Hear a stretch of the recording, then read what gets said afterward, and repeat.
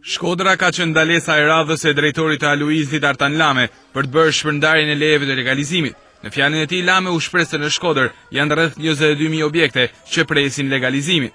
Të gjitha qeverit në gjithë këtë çerekshekulli e kanë lënë këtë problem zvar dhe ja ku vim sot me 22.000-23.000 familje që presin legalizimin. Në Shkodër që në 8 vite të qeverisjes kaluar u bën gjithsej 1.385 legalizime. Atëherë pse PD-ja nuk ja u bërin 8 vjet? Nuk i bën sepse po të mos shikonin xhepin nuk të pyeste njeri. Gjithmonë PD-ja i ka parë këtë kontingjent si njerëz të vetit që thoshte ti mbaj varur që ti kem pas vetes. Lame bëri edhe një apel për qytetarët. Thojni komshiut, thojni kushuririt, thojni vllajt, thojni mikut, dashamirit. Unë mbarova hallin, ja ku është dhe leja legalizimit, shko dhe ti bëj letrat. Vetëm bashkarisht mund ta çojmë përpara dhe do ta çojmë përpara këtë proces.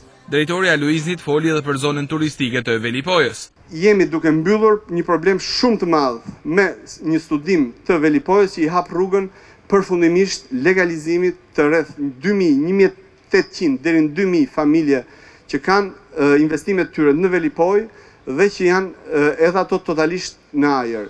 Nga ana e tij, prefekti i Qarkut Shkodër Pauline Radovani u tregua kritik duke kërkuar për shpejtim të këtij procesi për Shkodrën. Nuk më intereson sa po doni, pa sa do të doni, se ai numër dosjes është shumë i vogël karshia shqip, si ko zotënja.